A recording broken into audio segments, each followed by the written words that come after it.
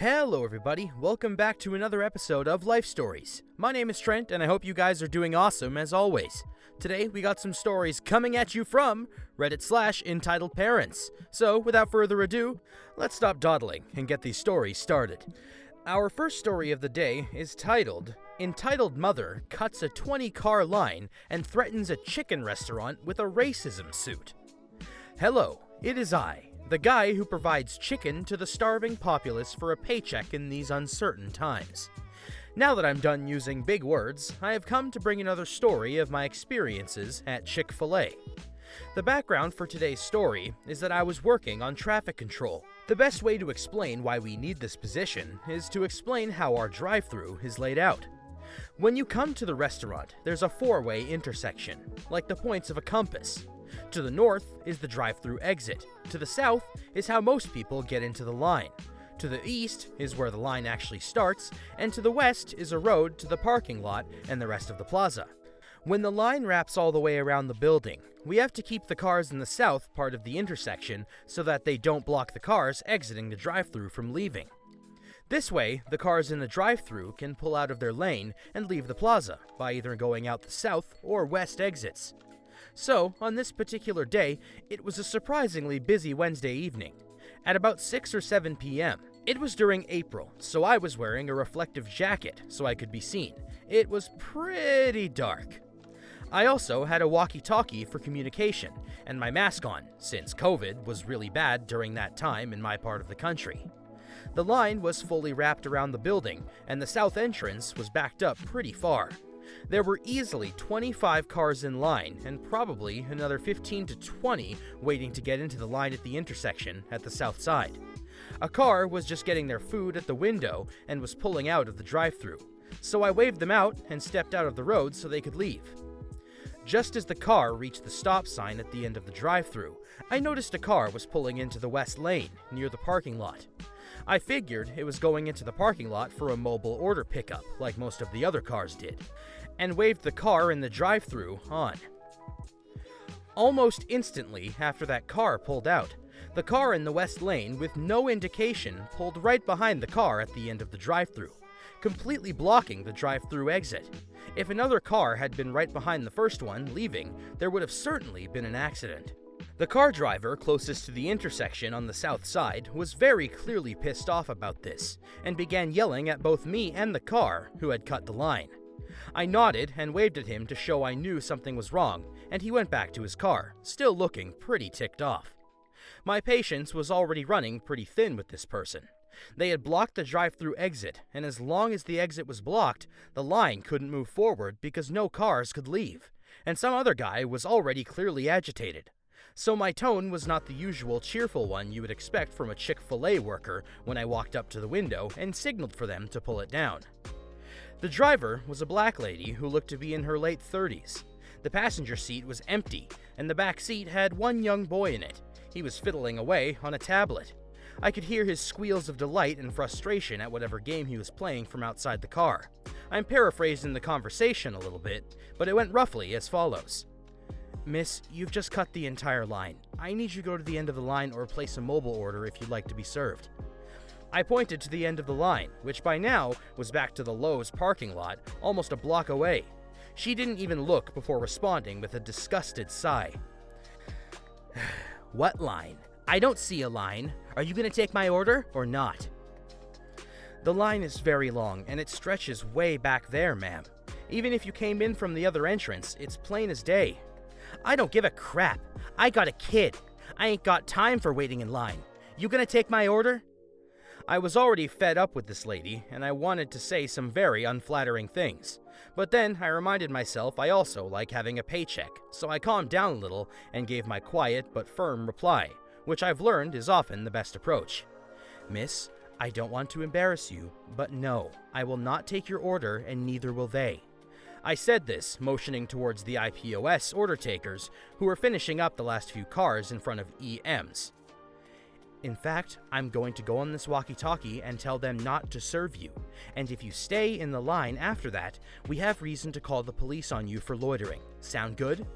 I was mostly bluffing with this. We almost never actually called the police unless someone is actually assaulted in some way, but we would have the right to if necessary. Someone blocked our drive-thru once because he didn't receive an item he didn't order and was arrested for it, but that's a story for another day. EM went ballistic at this. The heck? You're gonna call the police on me because I'm black? Freaking a-hole. I'm going through this line whether you like it or not, and then I'm gonna sue you out of a job. At that point, the cars in the line pulled up a little, and as EM moved her car in response, freeing up the drive-thru, I grabbed my walkie-talkie and said to the IPOS workers, "Do not serve the red sedan. It cut the line and the driver is being hostile." In full earshot of EM, I got 3 different voices telling me, "Heard," as a response. A simple way of telling me they understood and would not serve this creature posing as a woman. EM apparently thought calling my bluff would pay off, or was just being stubborn because angry people do that a lot. Now, I realized this wasn't the nicest thing to do, but frankly, I wasn't in the nicest mood. I walked away from EM's car and back to my position in the intersection as she hurled multiple insults at me. I don't care to repeat exactly what was said, but I will say that she certainly could have been arrested for disturbing the peace, and that I hope the headphones her son had on were very high quality, for his own sake. Out of the corner of my eye, I watched as EM pulled up to the first IPOS worker and was completely ignored. He told me later that he simply told her, "We will not be serving you today, ma'am," and walked away. The other 2 workers completely ignored her car and stayed away from it. At this point, I assumed she realized what I had said and pulled out of the drive-thru lane into the exit lane. I could hear her tires squeak as she left at a very high speed out the west side of the plaza. The guy who had been irritated by EM cutting the line ended up giving a good report to a manager when he eventually got to the window to get his food, which lined up with the story the IPOS workers and I told them. So, nothing more came of it. EM was never arrested, assuming no one caught her speeding on her way out. I wasn't sued for being a racist, and no one died in a traffic accident. All in all, a pretty successful evening, if I do say so myself. I'm sorry if the directions were a little vague, as it's a little hard to describe a 4-pronged intersection with just text and no words.